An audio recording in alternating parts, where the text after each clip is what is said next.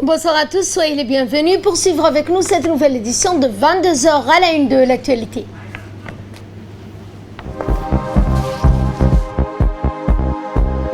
Tenue du premier forum virtuel sur le capital humain en République de Djibouti qui s'est tenu ce mercredi.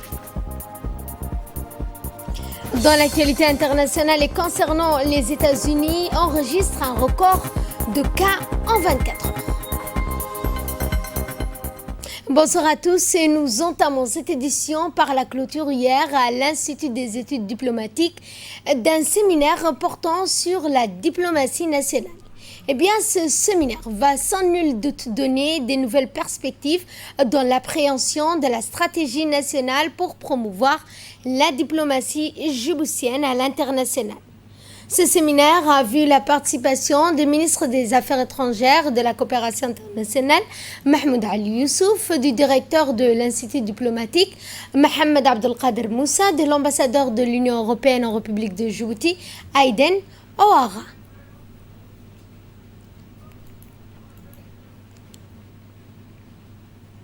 Pour participer de manière active aux négociations internationales avec les différents partenaires du secteur public comme du secteur privé. Ce séminaire dispensé par l'Institut des études diplomatiques vous a sans nul donné des perspectives et une meilleure compréhension de la stratégie nationale pour promouvoir la diplomatie nationale à l'international. Je me réjouis du résultat ô combien éloquent vous êtes parvenus au terme de ce séminaire, ce dont je ne pouvais d'ailleurs pas douter au regard de la qualité des participants que vous êtes. Aussi, je suis convaincu que vous êtes désormais mieux outillés, chers participants, non simplement par rapport aux connaissances générales des potentiels que Djibouti offre et sa stratégie nationale pour s'adapter au contexte international. Mesdames et messieurs, il ne me reste plus qu'à vous dire, chers participants, bonne continuation, en espérant vous revoir à d'autres séminaires et ateliers qui auront lieu à l'Institut des études diplomatiques. Et le chef de délégation de l'Union européenne, Aïden Ouara, a indiqué que ce projet fait partie de 9 séminaires qui englobent un séminaire par semaine et financé par l'Union européenne. Ce séminaire fait partie d'un projet qui englobe 9 séminaires, chacun d'une semaine, financés par l'Union européenne, qui témoignent aussi notre engagement avec la diplomatie pour faire avancer davantage ce pays. Mais permettez-moi de commencer par une anecdote. Il y a un an, il nous restait des fonds de fin d'année à débourser à la délégation. Moi, je venais d'arriver à la délégation et j'ai demandé conseil à mes collègues. Ils m'ont recommandé de fêter le 10e anniversaire de notre délégation. Nous avons donc organisé une belle réception. Monsieur le ministre nous a fait l'honneur d'un beau discours. Bref, c'était une belle soirée. Mais je me rappelle du ministre me demandant en privé, « Vous êtes sûr d'avoir 10 ans ?» Le service européen de l'action extérieure est encore plus jeune que le vôtre. Nous avons sans doute autant à apprendre de vous que vous de nous. Et c'est pourquoi je considère ces séminaires comme l'occasion idéale d'échanger des idées plutôt que d'être tout simplement assis et d'écouter. Suivant à présent le mot du ministre des Affaires étrangères, Mahmoud Ali Youssouf, lors de ce séminaire pour la création de nouvelles perspectives de la diplomatie djiboutienne. Ce séminaire est important à plus d'un titre, parce que nous sommes une nation en construction et nous avons besoin de continuellement former nos cadres.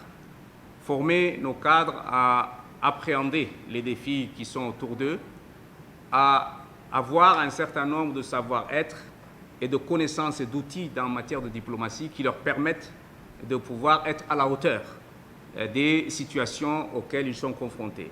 Nous avons, grâce à l'Union européenne, depuis déjà quelques années, développé un certain nombre de séminaires justement pour acquérir ces connaissances et faire en sorte que ces outils de la diplomatie que nous essayons de transmettre à nos diplomates et à nos cadres soient utiles à notre pays à un moment ou à un autre dans le processus de cheminement de la carrière d'un diplomate. Et j'aimerais insister sur un point qui me semble important par rapport aux relations entre l'Union européenne et Djibouti. Et je dois saisir toutes les occasions qui se présentent à moi pour souligner le fait que l'Union européenne a été un partenaire fidèle, un partenaire qui nous a accompagnés sur le chemin de développement. L'Union européenne a toujours essayé de nous accompagner dans notre politique de développement. Et si je dis que l'Union européenne est le premier partenaire de Djibouti en matière de financement des programmes de développement, je n'exagère cela en rien. Et je l'ai dit lors du 10e anniversaire de l'ouverture de la délégation à Djibouti, il y a plus de 200 millions d'euros qui ont été dépensés par l'Union européenne pour soutenir les financements, les programmes de développement de Djibouti, et ce financement continue. Souvent, on dit à nos amis européens, on leur reproche qu'il y a un peu de lenteur, mais ce que nous savons, c'est que nos amis européens se sont toujours solidarisés et ont toujours été à nos côtés dans ce processus de développement de nos programmes pour notre pays. Et nous allons en France où le ministre de la Défense chargé des relations avec le Parlement, Hassan Omar Mohamed, effectue depuis le 30 novembre une visite officielle en France à l'invitation de son homologue, Madame Florence Parly, ministre des Armées de la République française. Le ministre à la tête d'une forte délégation comprenant notamment notre ambassadeur Aïd Moussaad Yahya, des officiers supérieurs de l'état-major des forces armées, dont le général de brigade Tahir Ali Mohamed, chef d'état-major de la défense par intérim, des représentants de la présidence et du ministère des Affaires étrangères. Eh bien, le ministre Hassan Omar Mohamed a entamé sa visite par une série d'entretiens de haut niveau avec plusieurs hauts responsables de la défense et en particulier avec la ministre des Armées, Mme Florence Parly, le chef d'état-major, le général d'armée François Lecointre, ainsi que le chef d'état-major particulier du président de la République française. Eh bien, cette visite a pris fin aujourd'hui, 4 décembre. Je vous l'annonçais en début de journal, le premier forum virtuel sur le capital humain en République de Djibouti a débuté ce mercredi. Le premier de genre, ce colloque d'une durée de 2 jours est organisé par la Banque mondiale en collaboration avec le gouvernement. Donc il s'agit ici d'une initiative qui permettra à nos décideurs politiques en charge du développement social de façonner l'avenir des jeunes. Eh bien, ce forum a réuni par vidéoconférence plusieurs membres du gouvernement, parmi lesquels la ministre des Affaires sociales et des Solidarités, Mona Asman Aden, le ministre de l'économie et des finances, Ilyas Moussa Dawane, le ministre de la Santé, Mohamed Ouarsama Dirié, le secrétaire d'État chargé de la décentralisation, Hamad Mohamed Aramis, le secrétaire général du MENFOP, ainsi que des hauts cadres de plusieurs institutions. Ayant pris la parole chacun à leur tour afin de discuter et débattre avec des représentants de la Banque mondiale et des experts internationaux en vue de mettre en place un plan intégré encadrant l'investissement de notre pays. Et à la formation professionnelle. C'est dire que la politique clairvoyante du gouvernement et du président de la République qui met au devant les investissements porteurs de transformation afin de disponibiliser un stock de capital humain bien qualifié. Chers collègues, mesdames et messieurs, pour le ministère de l'Éducation nationale et de la formation professionnelle, le capital humain est à la fois son terreau, son outil et son produit. L'éducation a pour mission principale le développement du capital humain. Elle prépare l'enfant à être utile à la nation en lui procurant des connaissances et des compétences, le rendant capable de comprendre les réalités propres à son environnement. L'éducation vise également le développement de la formation professionnelle en vue d'une insertion sociale et le plein exercice de la citoyenneté. De ce fait, l'éducation est donc sans conteste le levier le plus puissant pour dessiner l'avenir d'un pays à travers un capital humain riche et performant. Et la ministre des Affaires sociales, Mona Asman Aden, a rappelé le rôle joué par son ministère pour le développement social.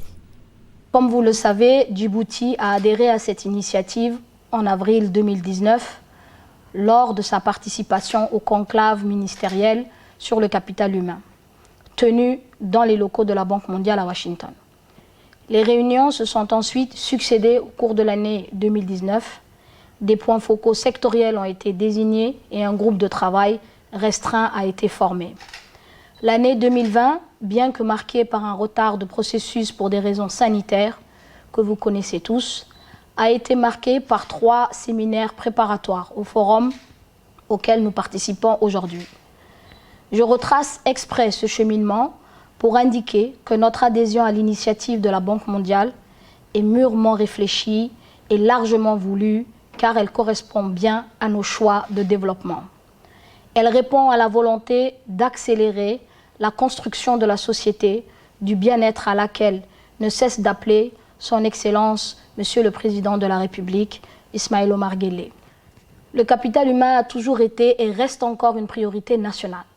Les différents documents stratégiques de réduction de pauvreté qui se sont succédés, à commencer par l'INSD, lancé par le Président de la République en 2007, ont souligné l'importance d'investir directement sur la population pour accroître l'équité, réduire la pauvreté, renforcer la résilience et accélérer la croissance économique. Ceci témoigne de l'existence d'une forte volonté pour renforcer et consolider notre capital humain. À cet effet, je voudrais dire ici que Djibouti est mobilisé plus que jamais et que nous tous, conscients de l'importance de renforcer et de rendre efficients les investissements sur le capital humain, car la meilleure façon de parvenir au progrès économique et social est d'avoir des citoyens forts, bien éduqués, bien formés, en bonne santé mentale et physique et qui soient capables de saisir les opportunités dans un monde en perpétuelle évolution.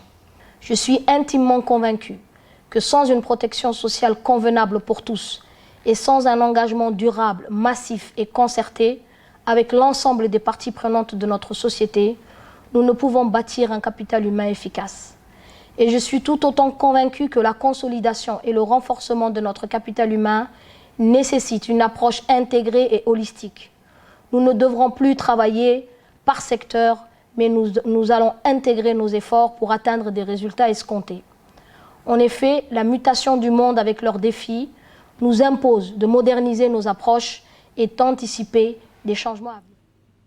Suivons à présent l'intervention du ministre de la Santé, Mohamed Ouarsama Dirie, qui a pris la parole lors de ce forum virtuel. Conformément à la feuille de route du président de la République, son Excellence, M. Ismaël Omar Guelleh, ayant pour mission l'amélioration du bien-être de nos populations, le département de la santé doit mobiliser tous les moyens nécessaires à la réalisation de notre objectif prioritaire visant à faire de Djibouti un pays où chaque individu jouit d'un état nutritionnel optimal pour son bien-être et sa participation au développement social et économique de notre nation, conformément au cadre de référence de la vision Djibouti 2035. Il s'agit donc pour nous d'impulser un nouvel élan pour garantir à toute la population de notre pays le droit à une nutrition saine et adéquate, lui permettant de jouir des capacités intellectuelles, physiques pour une vie active et productive.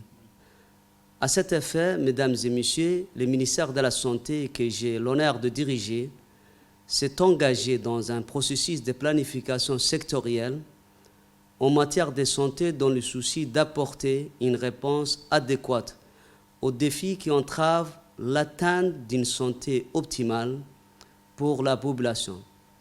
De ce fait, l'élaboration du plan national de développement sanitaire s'inscrit dans la perspective de relever l'ensemble de ces défis afin d'accélérer les progrès vers la couverture sanitaire universelle et les objectifs de développement durable. Comme vous le savez, le projet pour le capital humain est une initiative mondiale visant à intensifier et améliorer les investissements dans les populations pour accroître l'équité et accélérer la croissance économique. À l'ère de la pandémie du Covid-19, il est plus important que jamais de comprendre pourquoi tous les pays du monde doivent impérativement investir dans leur capital humain. La santé joue un rôle clé dans la formation du capital humain. Mieux nous sommes en bonne santé, meilleurs sont nos résultats scolaires et nos revenus. Ces bénéfices renforcent également la croissance économique. Autre intervention que je vous propose de suivre, c'est celle du ministre de l'économie et des finances, Ilyas Moussa Daoualé. Pour eux, j'ai cité parmi ces défis les défis en tout cas structurels, qui consistent à créer les opportunités de développement et de bien-être pour l'ensemble de la population djiboutienne à travers une démarche inclusive. Pour la République de Djibouti, nous restons très engagés par rapport à cette initiative. Nous avons d'ores et déjà pris les mesures pour désormais effectivement procéder à un changement de paradigme et en particulier pour passer d'un processus ou d'une approche cloisonnée, sectorielle, vers une approche beaucoup plus holistique, beaucoup plus intégrée et créant toutes les synergies nécessaires au sein du gouvernement, mais au-delà de créer également les conditions par rapport aux différents acteurs, aux différents hauts responsables en charge des différentes questions relatives au capital humain. Donc, à ce titre, je comptais vraiment ici, solennellement, apporter mon soutien à Madame Mouna, ministre des Solidarités et des Affaires sociales, pour son leadership depuis qu'elle s'est vue confier ce dossier de coordination du capital humain, ainsi que son équipe. Un travail exceptionnel est en train d'être conduit. Nous sommes parfaitement en phase. Tous les ministres concernés sur la question sont entièrement embarqués. Leurs équipes, leurs points focaux également très concentrés. Et nous observons donc une meilleure coordination, une meilleure visibilité au niveau des différents départements. Et il nous faut maintenant aller sur le terrain pour améliorer cette visibilité et s'assurer que nous gagnons ces défis du développement du capital humain. Parce que, d'un point de vue du ministère de l'économie et des finances, un développement et une meilleure performance du développement humain en République de Djibouti, cela veut dire également plus de croissance, plus de transformation, plus d'inclusion et donc plus de bien-être pour la population. Dans le reste de l'actualité, le ministère du Travail, chargé de la réforme de l'administration, a organisé la 12e réunion sectorielle avec les collectivités locales à l'occasion du traditionnel déjeuner professionnel au Kempinski Palace Hotel qui s'est tenu ce mercredi. Eh bien, cette réunion a été présidée par le ministre du Travail, Ismaël Ibrahim Roblé, en compagnie du secrétaire d'État à la décentralisation, Hamadou Mohamed Aramis, du secrétaire général à la primature, Naguib Abdallah. Objectif de cette réunion portait sur la mise en œuvre du projet dit Initiative pour l'emploi. Globalement, donc, les leaders régionaux ont évoqué tour à tour les atouts et potentialités de leurs régions respectives en matière d'opportunités d'investissement et d'emploi. Eh bien, chaque région a mis en exergue sa particularité et ses projets de développement territorial. Les participants ont souhaité plus de présence des services de l'emploi, une meilleure régularisation du travail des étrangers et l'implication des investisseurs nationaux dans le développement économique et social des régions de l'intérieur. Eh bien, donc, le secrétaire d'État à la décentralisation, Hamadou Mohamed Aramis, qui a pris la parole, a évoqué la transversalité, l'intersectorialité de la question de l'emploi et l'importance de l'adhésion des collectivités locales que je vous propose de suivre. C'est une consultation qui est intéressante. Pourquoi ? Parce que la question d'employabilité, c'est une question transversale. Ce n'est pas vraiment le sujet d'un seul département que le ministère du Travail. C'est vrai, le ministère du Travail conduit cette politique, mais c'est un domaine transversal qui demande l'analyse, la réflexion, la contribution, l'accompagnement de tous les acteurs, que ce soit public, privé. Personnellement, mon département donne son engagement pour être toujours aux côtés du ministère du Travail. Quand on parle de chômage, c'est un problème, c'est vrai, national, mais aussi international. Aucun pays n'a pu mettre fin aujourd'hui pour résoudre la question du chômage. Mais ceci ne veut pas dire qu'aussi, même si certaines vérités n'est pas bonne à dire, aussi on ne peut pas s'en passer de certaines réalités. Donc la question du chômage touche profondément aujourd'hui les femmes et les jeunes. Donc pour cela, il faut vraiment qu'on réfléchisse tous à haute voix. Aujourd'hui, les institutions publiques sont vraiment saturées. Il faut des alternatives privées. Vraiment, il faut qu'on cherche comment accompagner les jeunes à ce qu'ils se prennent en charge avec différents petits projets dont ils sont porteurs. Donc, c'est un long processus.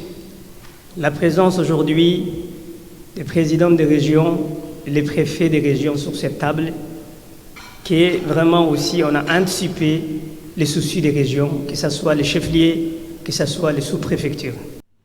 Le ministre du Travail a quant à lui insisté sur la nécessité d'accompagner les collectivités locales. Il a ensuite soutenu les objectifs des initiatives pour l'emploi et le caractère participatif et multisectoriel du projet pour juguler, a-t-il dit, la problématique du chômage. Ce que nous avons souhaité, après concertation, c'est d'organiser des rencontres sectorielles avec tous les secteurs qui sont concernés par la problématique de l'emploi pour essayer d'avoir à Djibouti une politique nationale de l'emploi qui vaille. Un programme pays travail décent qui procure à tous les Djiboutiens une vie décente, un épanouissement réel à Djibouti. Parce que notre pays, autant que vous le savez et vous en conviendrez avec moi, jouit d'une position géostratégique extrêmement importante, mais aussi une valeur ajoutée, les ressources humaines. Et c'est en cela que nous devrons nous concerter, réfléchir ensemble et bâtir un plan opérationnel qui puisse changer la donne à Djibouti. Et notre rencontre d'aujourd'hui donc fait partie de cette démarche participative où nous verrons dans un premier temps en brainstorming les responsables des différents secteurs, mais nous aurons également, vous l'avez vu dans la présentation, d'autres réunions plus focalisées sur l'expertise de l'emploi à Djibouti. Dans l'actualité également, il y a cette cérémonie de clôture de formation des commandants du FPU conduite par l'Eastern Africa Standby Force et qui a eu lieu le 3 décembre au centre de conférence Hosh Roble de la gendarmerie nationale situé au PK 23. Présidé par le colonel Zakaria Hassanadan, chef d'état-major de la gendarmerie, eh bien, cette cérémonie riche en couleurs a vu la présence du président du conseil régional d'Arta, du colonel Ali Mohamed Roble, du chef de la composante police de l'ISF et des cadres facilitateurs également de l'ISF. Cette cérémonie donc a marqué la fin d'une formation destinée aux commandants, laquelle a réuni 18 stagiaires, membres de forces de sécurité du Burundi, des Comores, de l'Éthiopie, de la Somalie, du Soudan et de notre pays. La remise de certificats a succédé aux différents discours officiels.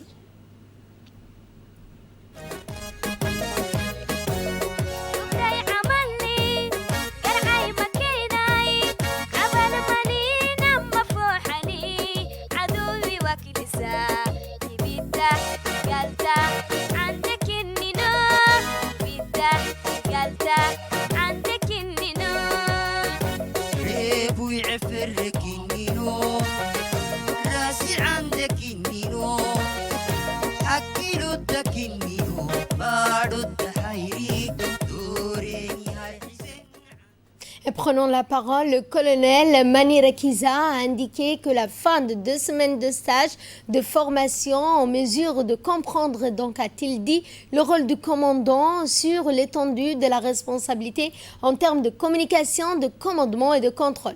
Il a remercié également le colonel de la gendarmerie pour avoir mis à sa disposition tous les moyens nécessaires et ainsi que l'accueil de cette importante formation. Ce stage, a-t-il dit, va sans nul doute renforcer les capacités des forces des pays membres de l'organisation, et notamment dans le domaine du maintien de la paix. Et dans son intervention, le colonel Zakaria Hassan Adan, commandant de la gendarmerie, a souligné l'importance du travail conduit par l'ISF avec le soutien de l'Union africaine pour le renforcement des capacités des forces du pays, du pays membres de l'organisation, notamment dans le domaine du maintien de la paix. Cette formation organisée à l'Eastern African Standby Force s'est tenue du 21 novembre au 4 décembre à l'École internationale de la perfectionnement à la pratique de la police judiciaire. Je suis très fier d'accueillir de ce centre d'excellence de la gendarmerie djiboutienne, l'ISF. La formation que nous finalisons ce matin, qui intervient à point nommé pour notre institution, est conçue pour le commandant des unités constituées qui assument un rôle essentiel de la mise en œuvre des mandats de l'ONU ou de l'Union africaine dans les opérations de maintien de la paix. Pour la gendarmerie de Djibouti, ce fut un grand honneur de vous recevoir, vos représentants des forces de sécurité des pays membres, et de mettre ces installations au service de la paix et de l'USF. Avant de terminer, je voudrais renouveler mes remerciements à Monsieur le Président du Conseil régional d'Arta, mes remerciements également à l'Union africaine, à l'ISF, aux facilitateurs, à tous les participants et particulièrement au colonel Ali Mohamed Roblé pour l'organisation de cette formation. Je vous souhaite tous un bon retour dans vos pays respectifs et sachez qu'à tout moment, les portes de l'École internationale de perfectionnement de la police judiciaire vous restent ouvertes. Sur ce, je déclare le cours de commandant FPU clos. Je vous remercie pour votre attention. Et dans notre dossier de ce 22h, dans le cadre du 10e anniversaire des gardes-côtes, nous allons revenir pour vous sur les différentes missions qui leur sont allouées, mais également les défis auxquels les gardes-côtes font face avec leurs partenaires comme l'OIM. Regardez, c'est un reportage d'Abdelrahman Mohamed.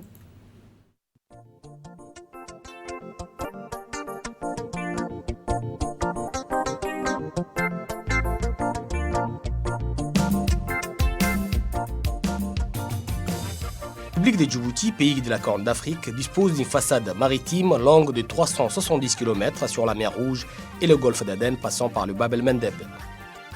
Située sur la seconde route maritime la plus fréquentée du monde après celle du Pacifique Nord, Djibouti se positionne comme une plaque tournante du trafic maritime et du commerce mondial. Le pays cherche à tirer avantage de sa position en multipliant les investissements et plusieurs projets sont en cours à cette fin. À partir de 2005, la piraterie maritime prend de l'ampleur dans le golfe d'Aden. À cela s'ajoute le trafic des êtres humains, et notamment ceux venant des pays voisins et voulant se rendre dans les pays arabes du Golfe.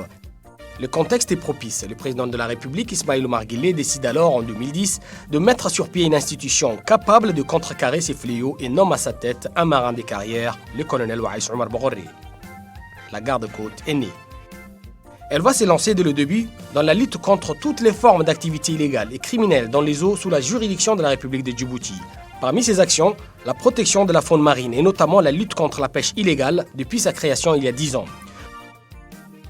Depuis le début, ce sont plus de 1225 embarcations qui ont été saisies et 26 900 membres d'équipage arrêtés pour répondre de leurs actes devant la justice.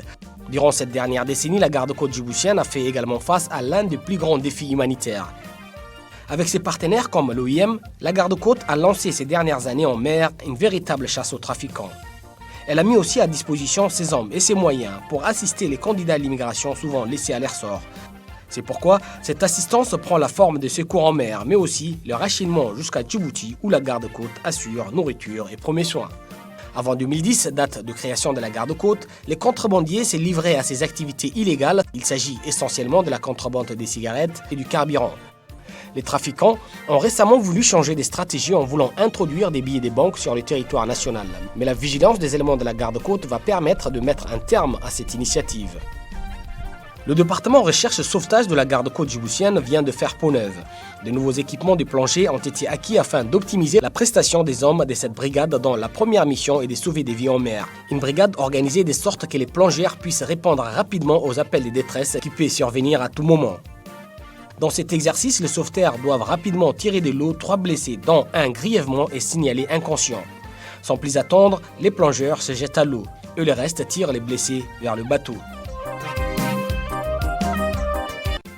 Financé par le gouvernement, le camp des Doralais est devenu aujourd'hui une infrastructure de référence et aspire à l'avenir à devenir le premier académie navale de la région. Pour ce faire, le commandant de la garde-côte djiboutienne, le colonel Ouaïs Omar Bourré, a mobilisé des efforts considérables. Un pari réussi, puisqu'en peu de temps, son institution dispose d'un joyau à la hauteur de sa réputation. À sa mise en service, la garde-côte n'est disposée que de 4 petites embarcations. Des petits moyens certes, mais déjà une grande ambition.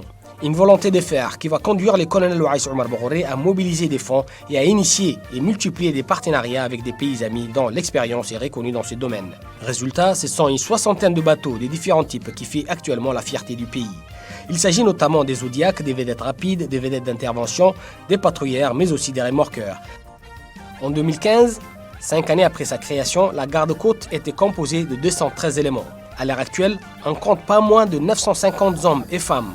Un recrutement pour renforcer rapidement la garde-côte et lui permettre d'accomplir efficacement ses missions en mer. Un effectif qui a évolué en fonction de la réalité et des défis que cette jeune institution doit relever.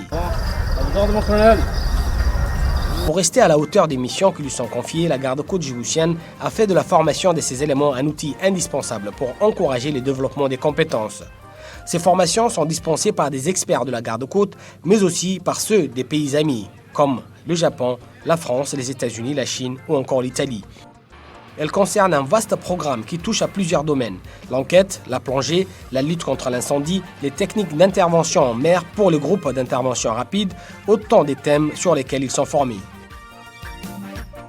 Au-delà de ses compétences administratives, la garde-côte djiboutienne s'est aussi distinguée par ses actions civiles en faveur de la population. Parmi ces actions, l'évacuation sanitaire depuis les régions du Nord des personnes malades nécessitant une prise en charge immédiate dans les grands hôpitaux spécialisés de la capitale.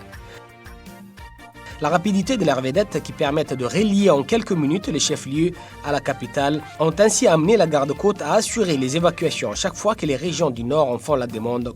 Fidèle à ces principes, la garde-côte djiboutienne reste mobilisée en temps de crise. En novembre 2019, par exemple, la population s'est réveillée les pieds dans l'eau, à la suite des fortes précipitations causant plusieurs morts et blessés. Pour faire face à la situation, le gouvernement a dû déclencher son plan Orsec, qui permet la mise en œuvre rapide et efficace de tous les moyens nécessaires afin de secourir les populations sinistrées. La garde-côte, pour sa part, à travers ses interventions, a pu repêcher les corps sans vie emportés par les crues et permettre aux familles de faire leur deuil. D'autres actions comme le transport des vivres, le pompage des eaux stagnantes ou encore les nettoyages des quartiers ont été également réalisés. La garde-côte djiboutienne est un acteur incontournable dans la préservation de l'environnement. La protection de l'environnement maritime et la lutte contre la pollution font partie intégrante de ses attributions. Elle prend régulièrement l'initiative pour ratisser les différentes plages de la capitale, mais aussi sur les îles, pour les redonner vie en les débarrassant des déchets. Une autre mobilisation, un autre front, celui de la lutte contre le Covid-19. En mars 2020, le président de la République, Ismaël Omar Guelleh, a pris des mesures drastiques pour limiter et stopper la propagation de cette pandémie. Pour commencer, le haut commandement de la garde-côte a imposé à son niveau un strict respect des gestes barrières à tout son personnel. Ensuite, la garde-côte a participé au contrôle des personnes et des véhicules pour faire respecter les confinements en vigueur dans notre pays. Cet engagement s'est manifesté tout au long de cette période par la mobilisation d'un nombre conséquent du personnel et notamment les services de santé pour contribuer à la première ligne aux efforts de lutte contre la propagation de la pandémie du coronavirus. Des défis de taille à relever, un parcours riche en expérience, ces 10 dernières années ont été pleines d'enseignements pour la garde-côte djiboutienne. entre la lutte contre la pêche illégale, la contrebande, la piraterie, l'immigration clandestine, la protection de l'environnement maritime et lutte contre la pollution et la recherche et sauvetage en mer, la garde-côte djiboutienne a su s'adapter, se dépasser et s'imposer à force de ténacité et de persévérance en restant fidèle à sa devise « Honneur, patrie, justice ». Et concernant l'évolution de la situation du Covid-19 à Djibouti, eh bien, un patient a été détecté guéri. Sur 369 tests pratiqués, un patient a été détecté positif. Restez vigilants, protégez-vous, protégez les autres. Et cet atelier de restitution de la mission d'élaboration de la charte de la décentralisation et de la nouvelle feuille de route de la décentralisation s'est tenu hier, jeudi 3 décembre, à l'Institut national d'administration publique. Présidé par le secrétaire général de la décentralisation, Mohamed Issa Faraj, des représentants du secrétariat d'État à la décentralisation de l'agence Expertise France de Djibouti, cet atelier a porté sur la présentation pour des discussions par une équipe constituée de 2 experts des travaux de leur mission qui avait pour objectif de dresser un état des lieux de la mise en œuvre de la politique nationale de la décentralisation et des résultats attendus de la feuille de route 2016-2019 pour ensuite planifier une nouvelle feuille de route en tenant compte des nouvelles orientations nationales en matière de développement local. De la feuille de route de la mise en œuvre de la politique de décentralisation. Ces 3 dernières années, sous la conduite de son Excellence, M. Amadou Mohamed Aramis, notamment en matière de cadre juridique des collectivités territoriales et de la décentralisation fiscale. Cependant, le défi reste important en termes des capacités techniques et opérationnelles des acteurs du développement, tant au niveau central que régional. Pour cela, le secrétariat d'État chargé de la décentralisation, en charge de concevoir et d'exécuter les processus de mise en œuvre de la politique de l'État en matière de décentralisation, dispose d'un plan d'action quinquennal 2020-2024. Et nécrologie pour clore l'actualité nationale, nous avons appris avec regret le décès de feu Ougal Nour Saïd Barre, survenu lundi après-midi à Dikil. Ougal Nour, né en 1900, ancien garde colonial français, un des Oukal général de la ville de Dikil, eh bien, le défunt laisse derrière lui 3 veuves, une vingtaine d'enfants et 240 petits-enfants et arrière-petits-enfants, portant sur 5 générations. Il était père de la chanteuse Amina Zahra et l'oncle paternel de Mahmoud Hassan Saïd, conseiller technique du ministère de la Justice. C'est bien le ministre de l'Intérieur, Moumen Ahmed Cheikh, et le préfet de Dikil adressent leurs condoléances à la famille du défunt. Inna lillah wa inna ilayhi raji'un. Et de là, nous passons à ce qui domine l'actualité internationale aux États-Unis. Et bien, dans l'attente d'un feu vert pour un vaccin, les États-Unis enregistrent un record de cas en 24 heures. 210 000, c'est le nombre de nouveaux cas officiels recensés jeudi en une seule journée aux États-Unis. Et c'est un record absolu depuis le début de la pandémie, il y a près d'1 an. En Californie, les hospitalisations ont augmenté de près de 86% en 2 semaines.